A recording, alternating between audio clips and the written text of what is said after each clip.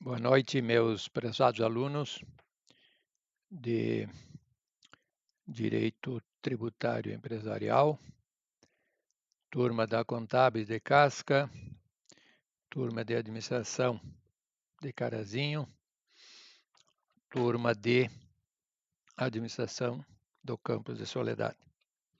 Estamos aqui novamente em mais um encontro com vocês para darmos sequência do nosso conteúdo de Direito Tributário e Empresarial. Na aula passada, na aula número 3,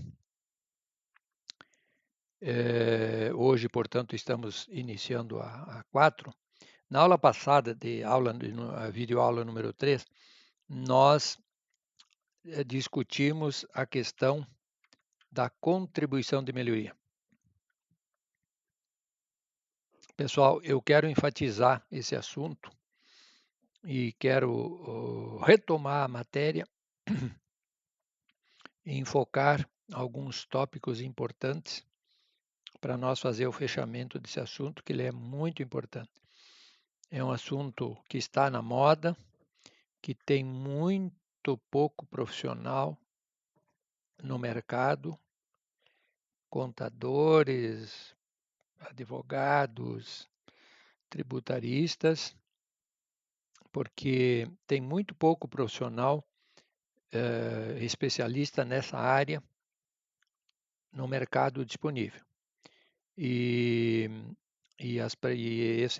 Essa nossa região está cheia de prefeituras pequenas, e elas precisam deste assunto contribuição de melhoria. O que acontece? Acontece que o contador é um pouco do contador e também é um pouco do direito. Então, para se fazer um trabalho bem feito, teríamos que ter um bacharel em ciências contábeis e também em direito. Aí une a parte mais técnica, mais contábil, com o direito perfeito. Ou então um advogado com formação também em ciência contábil. Ou, se não tivermos esse profissional com as duas especialidades, daqui a pouco o bom contador e o bom advogado, juntando, aí vão ter que formar uma equipe para levar adiante esse assunto que eu enfatizo é muito importante, está na moda, as prefeituras hoje precisam desse trabalho e tem muito pouca gente, muito pouco profissional que sabe fazer e fazer bem feito.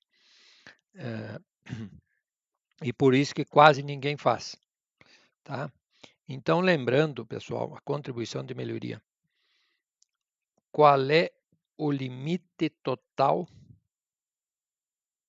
que a prefeitura pode cobrar de uma obra que ela fizer lá em determinado bairro da tua cidade? Seja essa obra uma grande escola linda, uma creche, um posto de saúde, um salão de eventos, um parque. Então, são inúmeras as obras que podem ser construídas e daqui a pouco você tem uma região que está lá meio abandonada, os terrenos meio desvalorizados, não chega muito água, luz, gás, telefone, calçamento, asfalto, tá tudo meio abandonado. Daqui a pouco vem a prefeitura, faz essa mega obra e aquela região que não era tão linda, daqui a pouco, de um ano para o outro ali, questão de 6 meses, 8 meses, um ano, ela dá uma mudança radical. Chega energia elétrica, chega água, chega luz, chega gás, chega asfalto, chega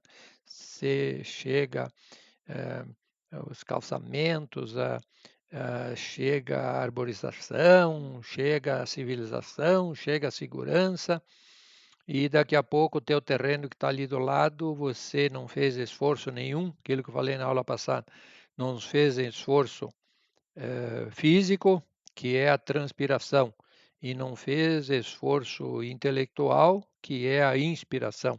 Então, você sem transpiração e sem inspiração, e sem inspiração, você dobrou o valor do teu terreno porque alguém fez uma obra ao lado dele. Então, a lei, alguns não aceitam, alguns ficam um pouco revoltados, mas a lei estabelece que não é justo que um cidadão que tem um terreno ali que vale 20 mil, você não fez esforço nenhum, de um dia para o outro, seu terreno passou para 40 mil, você ganhou 20 mil reais. Então, essa diferença o poder público pode cobrar. Então, não esqueço que é de fundamental importância aquilo que eu só falei na aula passada, só revisando e retomando a matéria. O limite total que o órgão público que fez aquela obra pode cobrar é exatamente o valor que ele gastou para executar aquela obra. Que obra? Aquela obra que nós falamos lá, que é a escola, creche, posto de saúde, praça, parque, salão de eventos, etc. Se ele gastar 1 milhão, ele não pode cobrar 1 milhão e 100. Tá? Por quê? Porque haveria um enriquecimento ilícito. Eu, prefeitura, gastei 1 milhão, como é que eu vou cobrar 1 milhão e 100 dos lindeiros aqui? Estou ganhando dinheiro sem causa. Agora, 1 milhão que eu gastei e a contabilidade está aqui bem feitinha, prontinha, à vista de todo mundo, tá? Uma coisa transparente, está aqui 1 milhão que eu gastei, tudo comprovado, bonito. Esse 1 milhão eu posso cobrar. E não vou cobrar 1 milhão e 100, mas também não vou cobrar 990 mil, certo? Ou 900 mil, tá? Porque daí tem uma coisa que nós chamamos de evasão de divisa. Era um dinheiro que o órgão público, a prefeitura, poderia recolher e não recolheu. Agora, não pode cobrar mais porque teria uma espécie de enriquecimento ilícito, ganhou dinheiro sem causa. Então, este é o limite total que ela pode cobrar, o valor que ela gastou naquela obra. Outro aspecto de relevante importância é qual é o limite individual de cada terreno que estão rodeando, que estão ali nas proximidades desta grande obra que foi feita. Qual é o limite que ele pode cobrar? Eu vou ter um terreno aqui de 20 mil, eu posso cobrar agora 50 mil. Não é assim.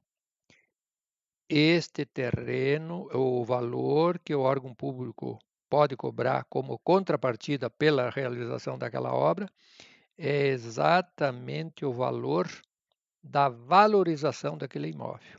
Tá?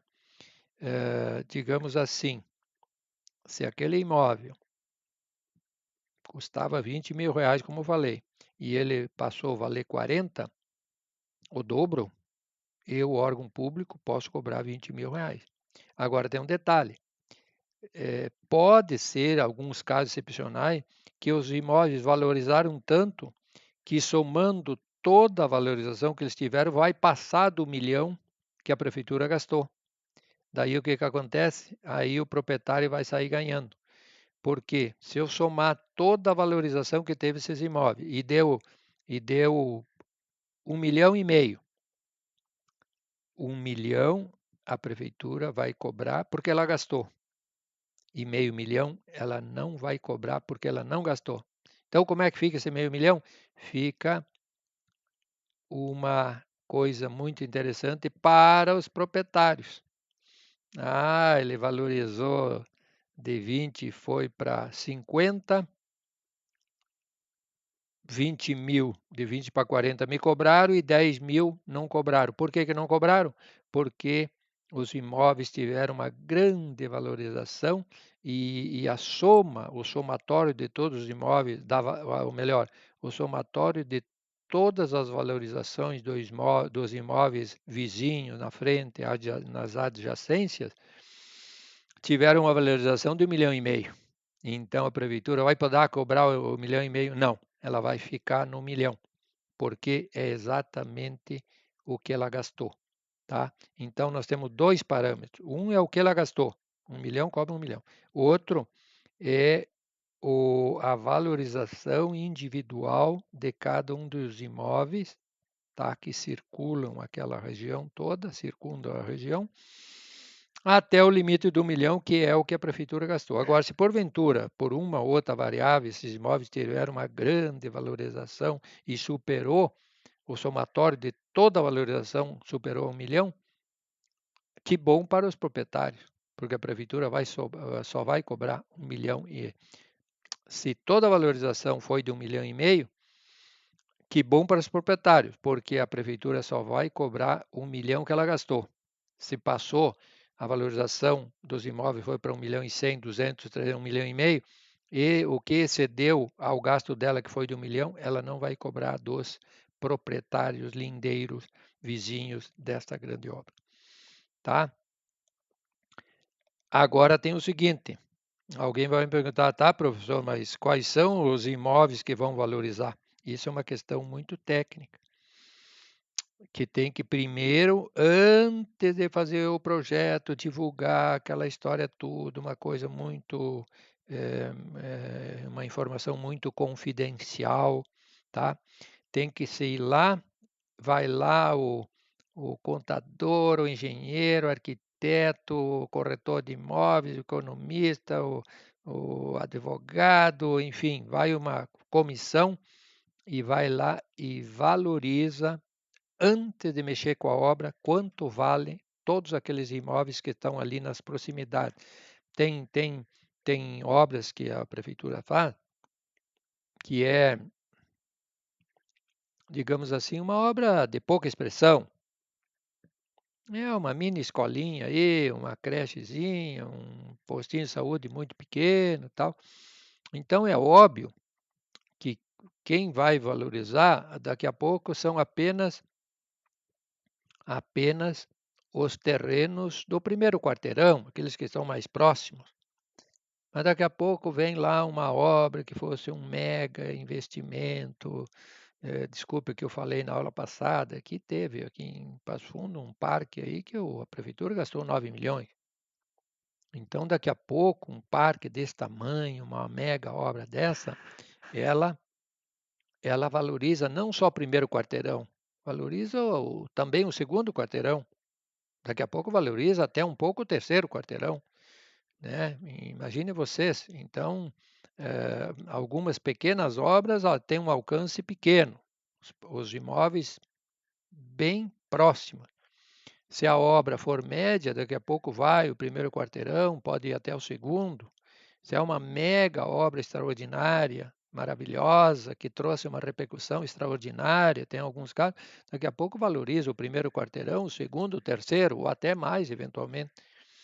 Então, o que que essa equipe, antes de se montar o projeto daquela obra que se vai fazer, nós precisamos fazer o quê?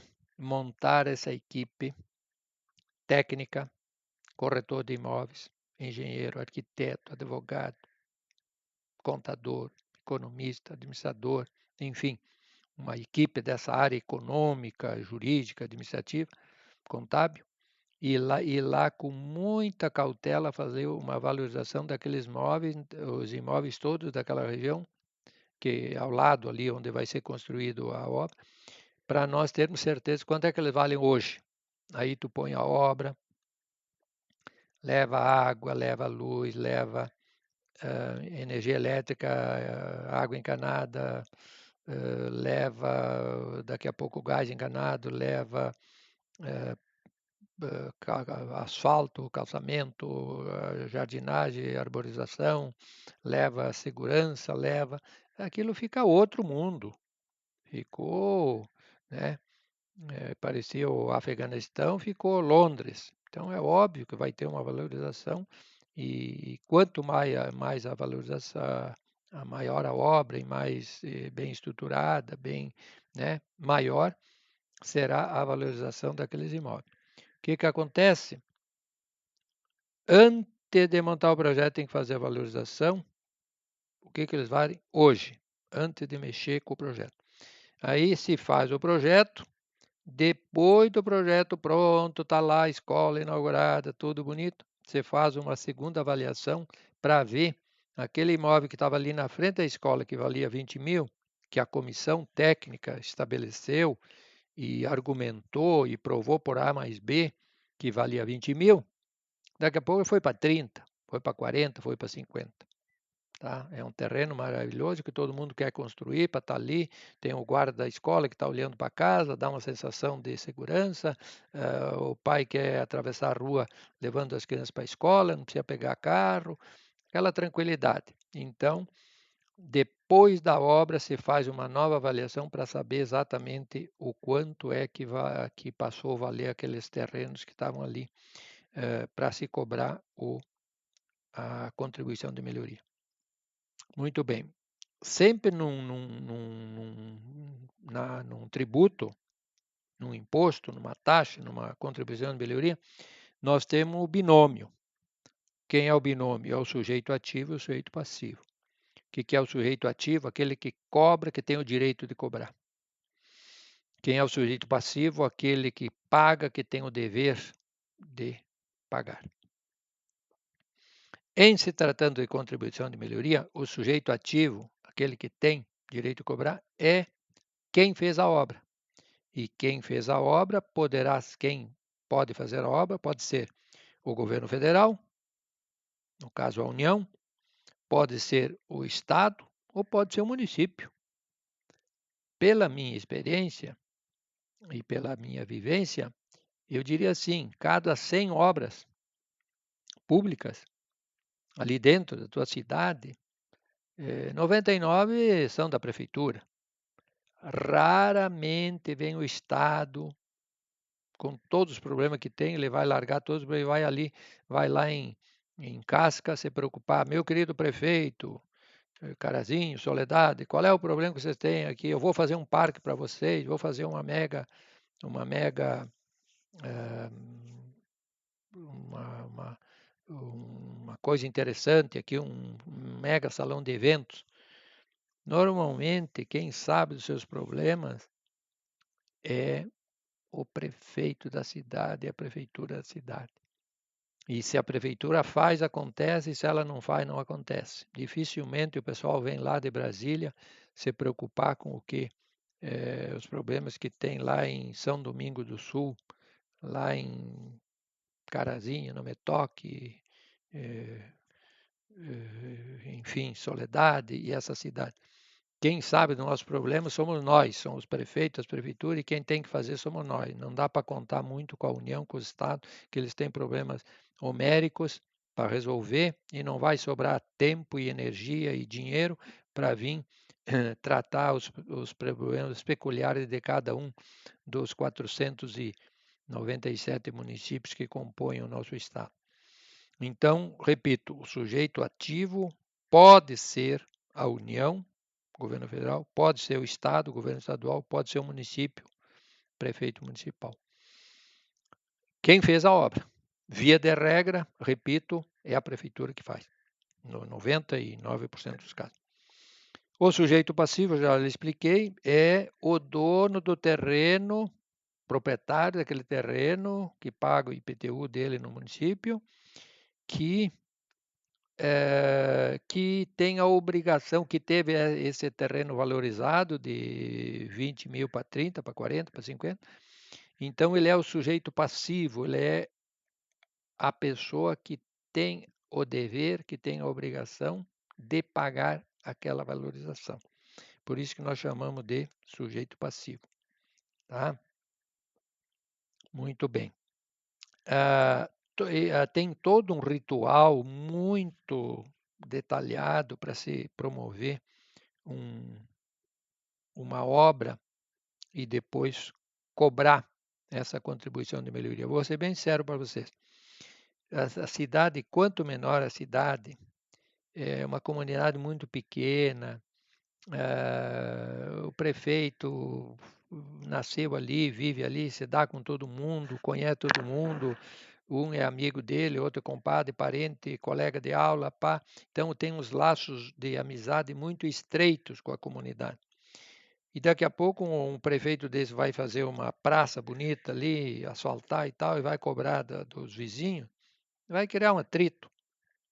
Daqui a pouco quem mora ali ao lado é o irmão dele, é o tio dele, é o avô, é o padrinho, é o primo, é o colega, é o amigo. Pá, prefeito, como é? Pô, nós já pagamos o IPTU, como é que temos que pagar mais? Então, aí o prefeito fica 4 anos, cria uma série de inimigos, porque ninguém gosta de pagar imposto além do IPTU que já paga. E aí ele termina a gestão e, em vez de ser lembrado como prefeito maravilhoso, que fez um monte de coisa, daqui a pouco ele é lembrado como o prefeito que explorou, sugou aquela comunidade, gastou 1 milhão e arrancou 1 milhão da comunidade para custear aquela obra. Mas é a parte legal. Por isso que muitos poucos prefeitos no interior, cidades pequenas, fazem isso. Acho que em termos de custo-benefício, em primeiro lugar, pequenas comunidades não fazem mega obras.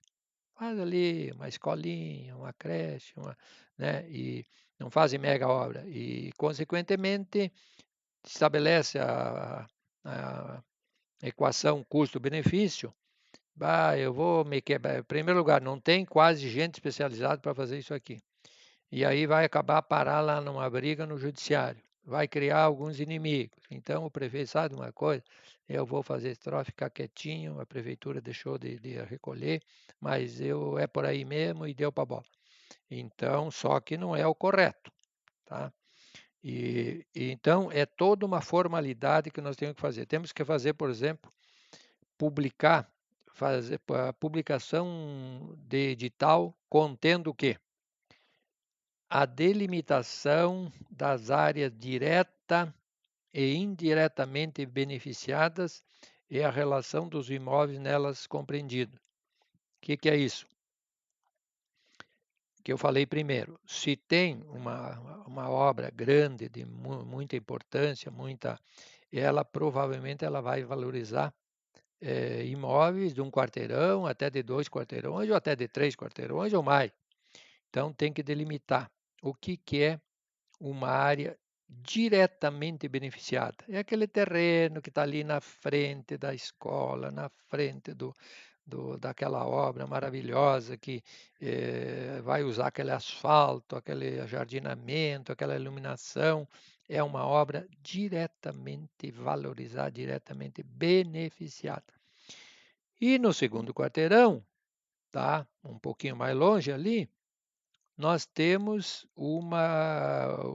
terrenos que vão ser indiretamente beneficiados. Eles não estão fazendo divisa direto ali com aquela grande obra, né?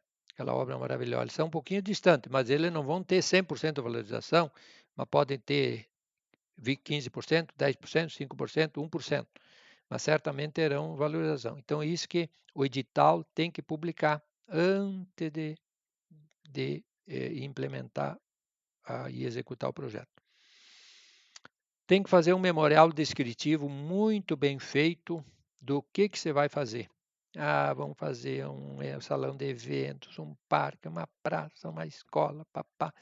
Um memorial descritivo que explica tudo que se vai fazer, como, em quanto tempo, com quanto dinheiro, que etapas, com que material.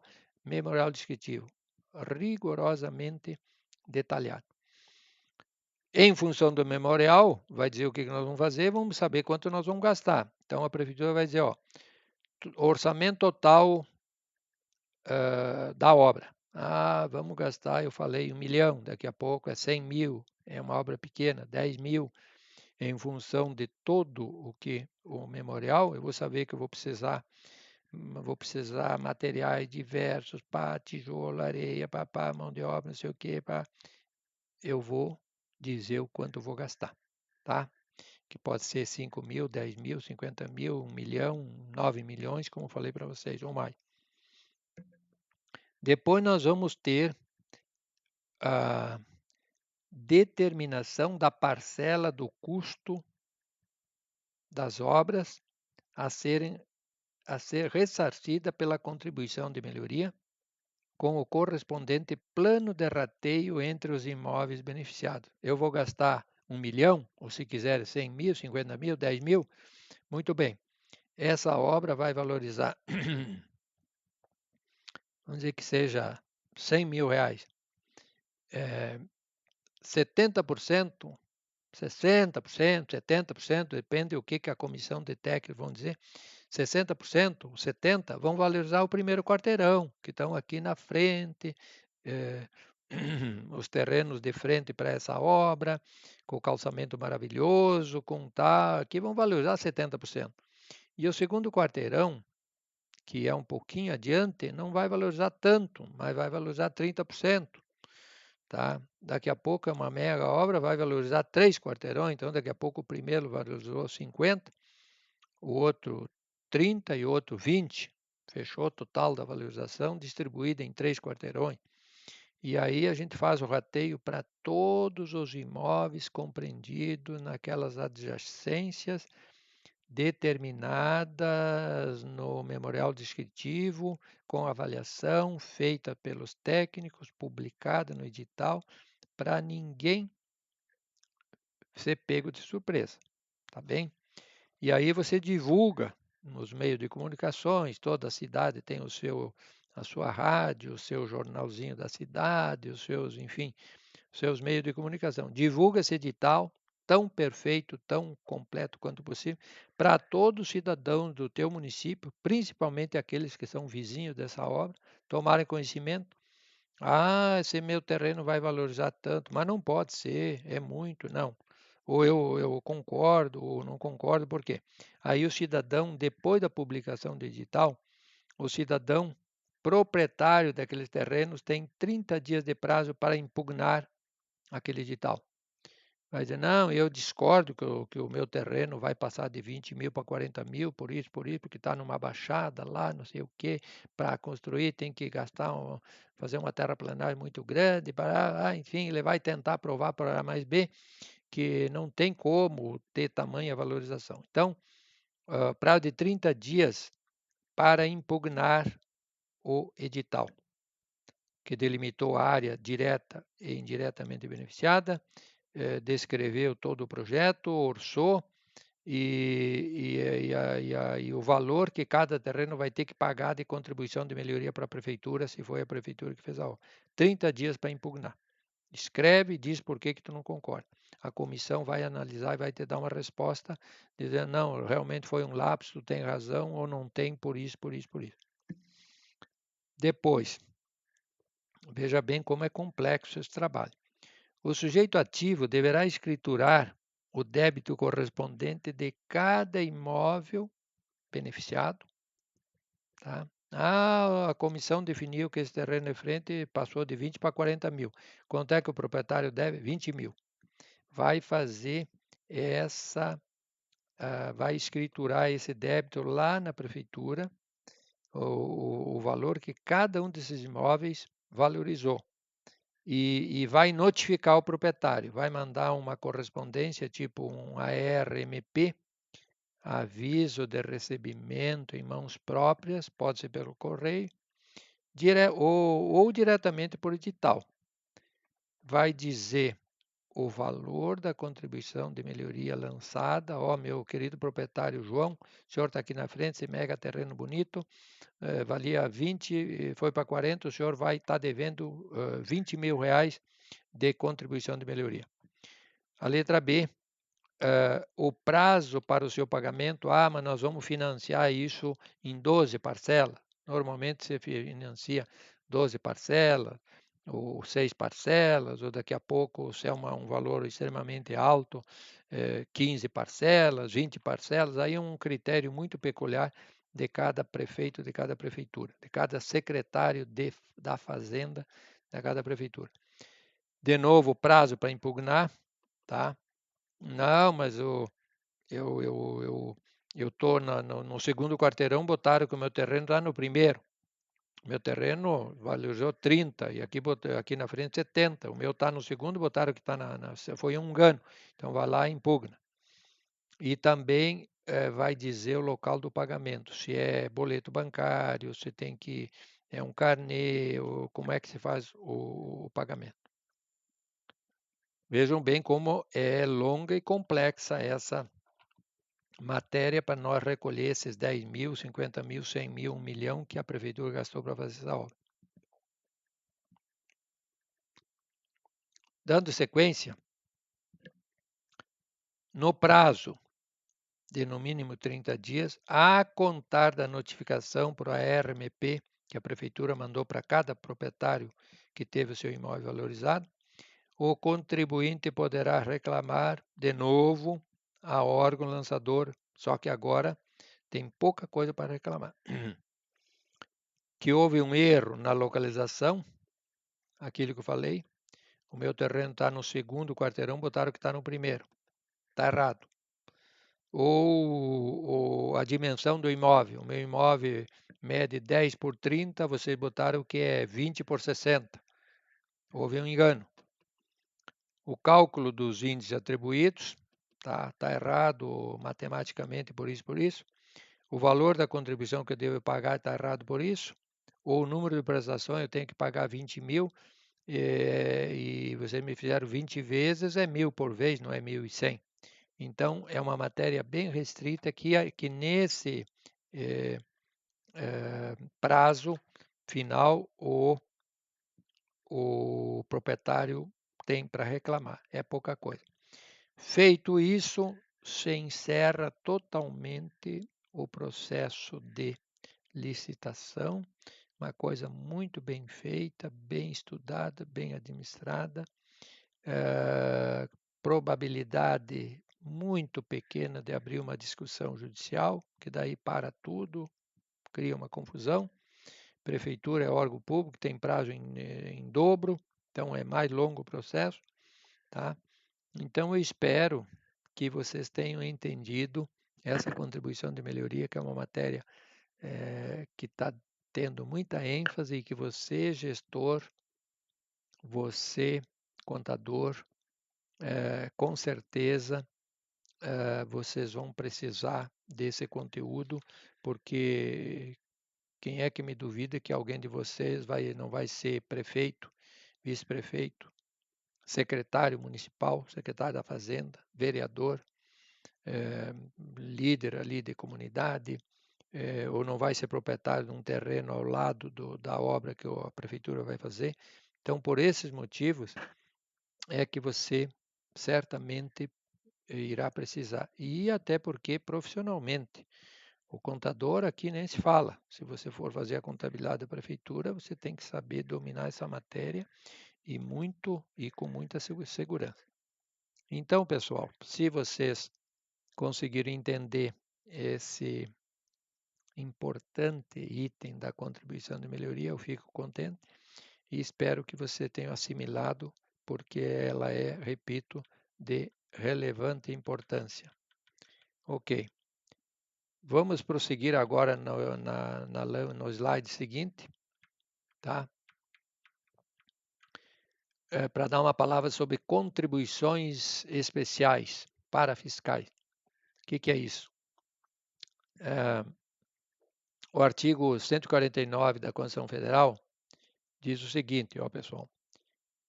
Embora a nossa organização político-administrativa tenha sua base e fundamento na livre iniciativa, né, é o nosso fundamento todo do nosso sistema político-administrativo, é a livre iniciativa. Mas ainda assim, na livre iniciativa e propriedade privada. Esses são os dois alicerces do nosso sistema político-administrativo. Repito, letra A, livre iniciativa, letra B, propriedade privada. A Constituição Federal, no entanto, possibilita que o poder público interfira em determinadas atividades ou que imponha certas limitações que visem regular e resguardar um desenvolvimento mais harmônico e organizado das atividades em geral. Entenda-se, o plano diretor de cada cidade, tá? Você é dono do terreno, mas não pode fazer absolutamente tudo aquilo que você imagina que pode fazer, porque o plano diretor da cidade vai dizer que, né, essa região é comercial, aqui é residencial, lá é industrial, lá é a região da noturna, que se faz festa, que tem tal. Então, o plano diretor da cidade impõe certos limites e daqui a pouco você que é proprietário de um imóvel não pode fazer absolutamente tudo aquilo que você eventualmente imagina. O, o poder público impõe limitações. Nesse sentido, com respaldo no disposto no artigo 149 da Constituição Federal, temos várias espécies de contribuições, que, embora não tenham a finalidade de arrecadar recursos para as atividades financeiras do Estado, são instituídas e arrecadadas com as mesmas regras, limitações e prerrogativas dos tributos eminentemente arrecadativos. Por exemplo, são tributos denominados de finalísticos, ou seja, tem uma finalidade específica, pois se caracteriza pela sua finalidade, obviamente. E assim é o financiamento à Seguridade Social de entidades profissionais. O que são as entidades profissionais? Vocês que irão colar grau em ciências contábeis, amanhã depois vocês serão contadores. Mediante a formatura, vocês posteriormente receberão seu diploma, irão se dirigir com ele até o CRC, Conselho Regional de Contabilidade, e lá irão inscrever-se como profissionais da contabilidade e vão receber a sua carteira profissional, certo? Só que, paralelamente a essa inscrição, você vai assumir um compromisso de mensalmente / anualmente contribuir para com essa tua própria entidade profissional, que é o CREA, que é o CREA dos engenheiros, que é o CRA dos administradores, que é o CRC dos contadores, que é a OAB dos advogados, e assim, o CAL dos arquitetos, e assim por diante. Então, nós temos são tributos denominados de finalístico, ou seja, tem uma canalização específica para ser aplicado. Financiamento da Seguridade Social, contribuições sociais que nós pagamos, empregados e empregadores. De entidades profissionais, que eu lhes expliquei, todo profissional liberal, para exercer a sua função, ele precisa obrigatoriamente, antes de iniciar o seu trabalho de profissional liberal, estar devidamente inscrito no seu respectivo conselho, tá? Uns exigem lá exames determinados, outros não. Cada entidade profissional tem os seus critérios e tem uma certa autonomia, tá? Então, nós temos a Seguridade Social, a entidade profissional e a intervenção do domínio econômico. Daí, as 3 espécies de contribuições parafiscais. Contribuições sociais, contribuições corporativas, tá? E contribuições interventivas. Seguindo, nós temos que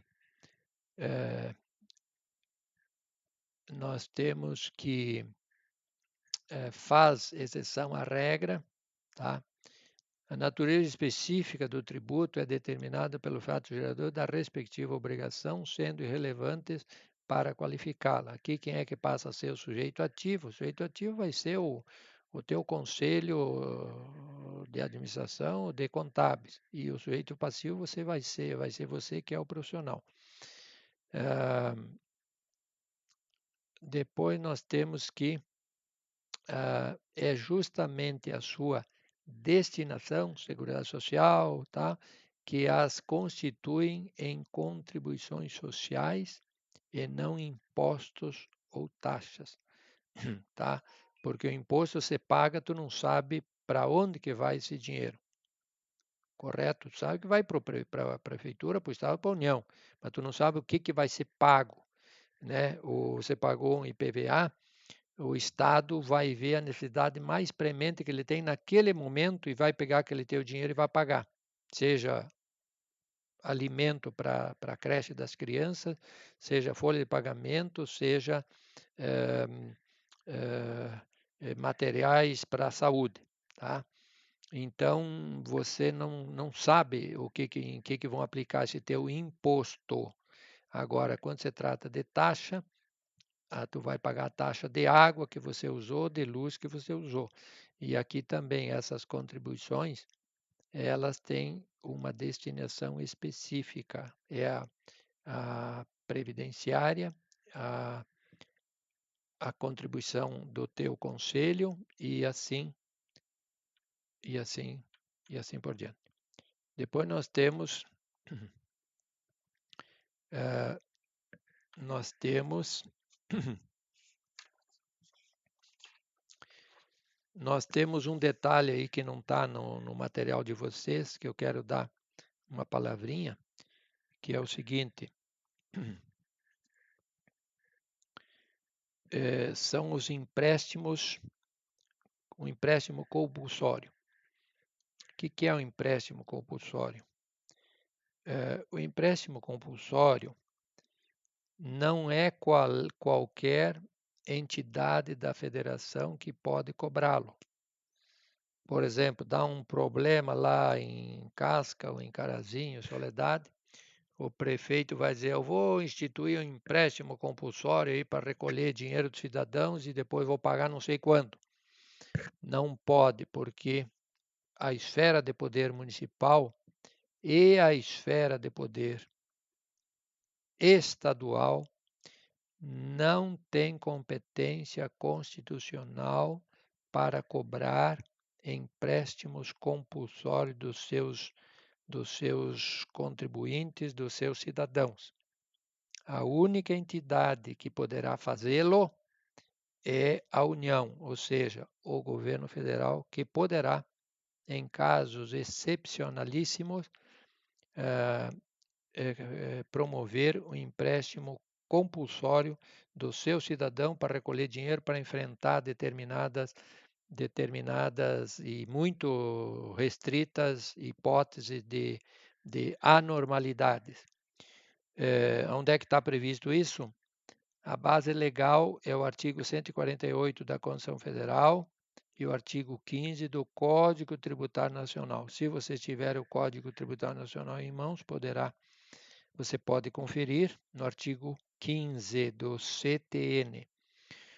Ou então no livrinho lá que eu recomendei que vocês todos procurassem adquiri-lo, que é a Constituição Federal, no artigo 148. Então, é competência exclusiva da União, do governo federal, instituir empréstimo compulsório.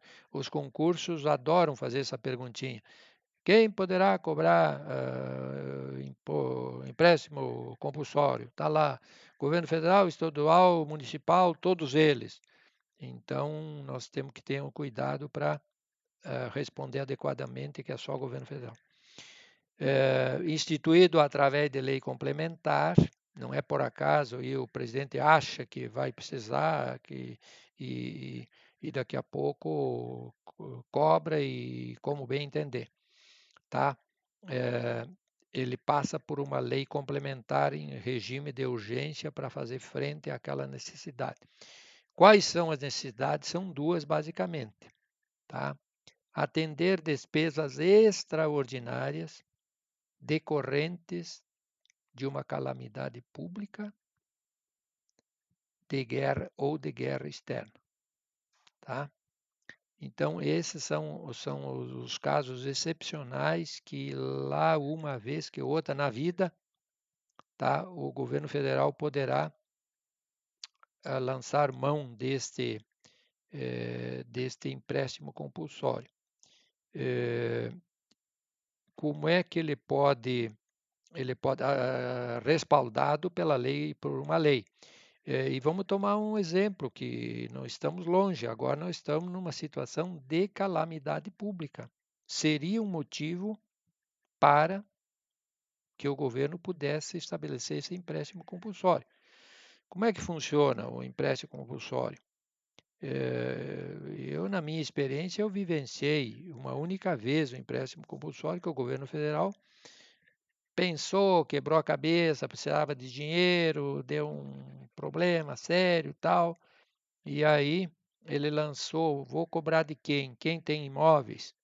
Quem é rico? Quem é classe? Qual é o critério? E não sei por que cargas d'água escolheram. Na época não eram tantas pessoas que tinham automóvel. Quem tinha automóvel era um pessoal com poder aquisitivo um pouco mais elevado. Então, quem tem automóvel vai abastecer o automóvel. Então, vamos fazer o seguinte: vamos estabelecer um empréstimo compulsório sobre o combustível. Então, 1 litro de combustível, suponhamos que custasse R$ 4, eu vou estabelecer um empréstimo compulsório de R$ 1 por litro. Toda pessoa que abastecer seu veículo, em vez de pagar 3, paga 4. 3 vai para o dono do posto e 1 recolhe na minha conta, governo federal, empréstimo compulsório. Depois, daqui 2 anos e em tais condições, eu vou devolver esse empréstimo para vocês, meus queridos cidadãos. Só que na época ninguém acreditou que o governo ia devolver e depois, de fato, ele devolveu. Só que para receber, você tinha que apresentar o comprovante. E o comprovante que no dia tal, no ano tal, há 1 ano, 2, 3 atrás, você abasteceu no posto tal, gastou tantos, comprou, abasteceu com tantos litros, gastou 100 reais, dos quais 80 era o combustível e 20 era a empresa compulsória. Quem guardou as notinhas arquivadas conseguiu reaver esse valor, mas a maioria se perdeu, jogou, não acreditou e jogou documento no lixo e nunca mais recebeu até hoje. Então, empréstimo compulsório, eu acho que para nós gestores é apenas um toque assim mais superficial para a gente lembrar que é legal, é previsto em lei, tá? Repito, é só o governo federal que pode instituir, cobrar. Está previsto na Constituição Federal e Código Tributário Nacional, tem que passar pelo respaldo da lei complementar, como aconteceu outro dia. O governo precisou um monte de dinheiro para fazer frente a essa calamidade pública e ele não pode gastar fora da previsão orçamentária aprovada no ano anterior. O que aconteceu? Como foi declarada calamidade pública, ele ficou livre, o governo federal ficou livre para obedecer ou não, no caso não está obedecendo, o orçamento previsto, já que ele está extrapolando em valores extraordinariamente grandes, tá? Então, mas é uma situação que, em caso de guerra e calamidade pública, poderia ser contemplado com essa calamidade pública se o governo assim entendesse. Tá? O que aconteceu? Ele fez a lei, mandou para o Congresso às pressas aprovou a calamidade pública e aí ele tem o respaldo para, entre outras coisas, gastar fora daquilo que estava previsto no orçamento. Como poderia eventualmente ter instituído esse empréstimo compulsório. Só que falar em imposto, empréstimo, o pessoal está tão resistente que eu acho que nenhum governante tem mais coragem, ainda tem coragem de falar em nova cobrança do cidadão. Ok, pessoal? Então, concluímos este longo capítulo primeiro do direito constitucional tributário. Concluímos que essa contribuição de melhoria, que eu entendo que ela é de suma importância pelos motivos que eu lhes coloquei, os argumentos que eu lhes coloquei, e também vimos rapidamente o empréstimo compulsório. Agradeço a atenção de vocês por essa aula número 4 e voltaremos logo com a aula número 5. Boa noite e fique com Deus. Tchau.